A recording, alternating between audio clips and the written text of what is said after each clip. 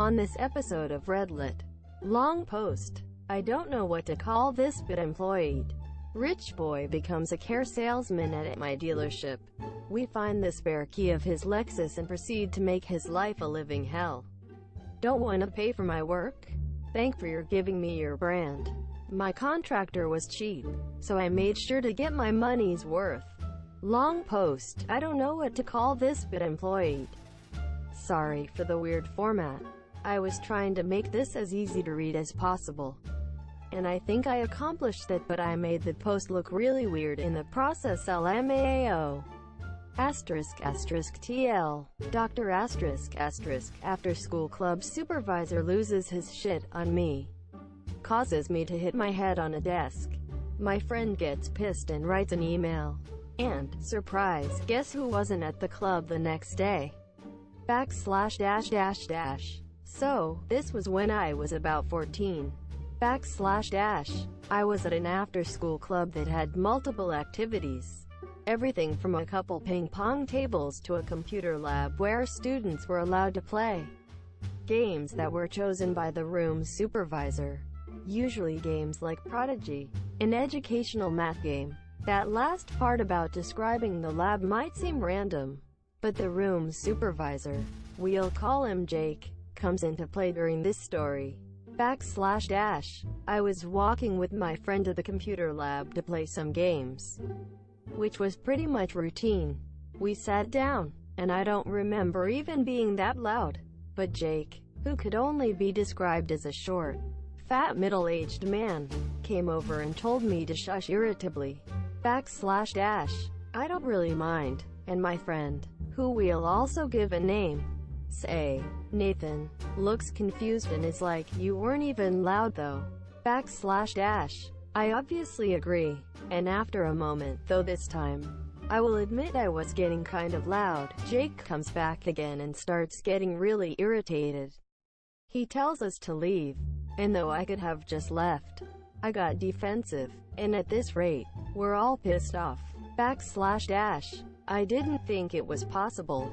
But Jake gets even more pissed off and pulls my chair out from under me. Now, obviously the general consensus is that the supervisors will not do anything to harm the students. Of course, it was partially my fault that I got all pissed off, but I remember clipping my head on the desk really hard and yelling at Jake. Something along the lines of, "Ow, dude, what the fuck?" Quote. Nathan starts to walk me out of the lab, and I can see on his face that this kid is about to go ballistic, but somehow, he keeps this calm mask over his emotions and just says, "I really hope you didn't like your job." The next day, Jake was nowhere to be found. Nathan gets pulled aside and all I remember hearing was "so we got your email," apparently. Nathan wrote out a huge, well-written email that described everything that had happened to the letter, Jake, as you can probably guess, got fired immediately. Sorry for the long-ass post. Rich boy becomes a car salesman at my dealership. We find the spare key of his Lexus and proceed to make his life a living hell.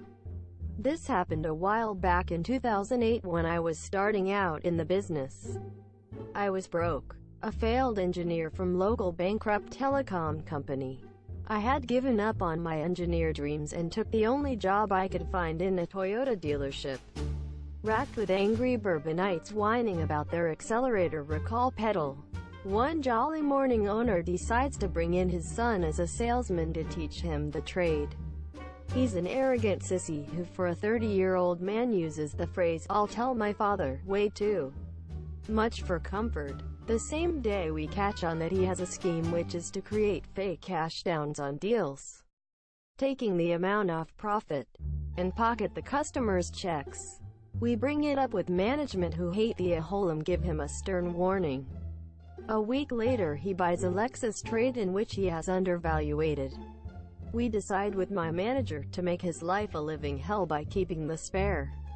The next day a junior who of course parks his car where the customers are supposed to park is startled at his alarm going off the moment he leaves the car. We've taped the spare with a rock. Rock is pressing firmly on alarm button which goes off when his key is out of the car. Honk honk honk. He goes nuts after a week, asks us to take the car back under threat of MUH daddy. Honk honk honk. Sales manager tells him to eat a crane stick. We take key out and every time he brings someone off Craigslist to see the car. Honk honk honk. Junior tries to get car stolen in bad neighborhood for fancy, real value, insurance money a few days later. Gets caught by cop. No regrets. Also, honk honk hun. Don't wanna pay for my work? Thank for your giving me your brand. So this is my first real post, so sorry if I make spelling mistakes or something as English is not my first language. TL. Doctor at the bottom. By the way, I do not know if this classifies as nuclear, so I am just going to leave it here. This happened some years ago to my father. He is the owner of a prestigious law firm in my country and he did a job for a very well-known company in my country and he was owed about $2 million United States dollars. Seems like much, but it was well worth it as he defended the company for many times that in fines, and they would have gone bankrupt. After he finishes his work, the company doesn't want to pay him in that moment but politely tells him to wait. A year passes by and none of his calls gets a response, but him being a smart man and a lawyer sees what can he do. The setup. My father sends one of his associates undercover with the company owner to befriend him. Important later. Then he calculates how much will they owe him with interests and all, and then he just waits a few years to make interest grow. The associate he sent befriended the owner and tells him that he is a lawyer and has friends in the government. He told him that he should deposit money into the company's bank account as he knew there was going to be an investigation for tax evasion in the country. He had his personal bank account as he had worked in that country in the tax collecting branch some years back and were already investigating him this year. And so foolish him, he actually deposited all of his personal accounts into the company's account. The revenge! Exclamation mark. His associate informs my father where the money is and then tries to contact them one last time and they don't respond. In my country, if someone doesn't pay another after some time, they can do an embargo, which is basically taking whatever money he is owed, either in assets, furniture, money in the bank, etc. And so with the interest, he is able to embargo the majority of company stores, and as the embargo is happening, he can't use his bank account as it is frozen, so basically no lawyer, because the bad word spread about him not paying. And so with the majority of their stores now in my dad's name, their stock prices fell dramatically. And with the money my father got from the owner's bank account, basically bought the rest of the company about 70% off. The aftermath. The owner. Now the owner couldn't take his money from the company as that would be embezzlement, and if he told anyone that that was his money, he would get arrested for tax fraud, and part of it was used to try to keep the company afloat while they weren't getting any sales, so he basically became homeless. My dad. He now owned a famous brand and got it working normally after a few years, and his associate who helped him was now the CEO of the brand. So remember kids, always pay your lawyers because they know better. TL. Doctor, my father was owed a lot of money by a brand who didn't pay him. He became the owner of the brand. Obligatory first silver thanks. My contractor was cheap, so I made sure to get my money's worth. So this is actually what happened between my father and the contractor who built his house, my childhood home. In 2000, my parents and their two young children, ages 7 and 5, that's me, were looking to move into a house big enough for a family of 4 and that they could stay in for a very long time. They found a newly constructed street in a quiet neighborhood in a town known for being family friendly. It was perfect. There were only 4 available lots, so my mother chose the one she liked best.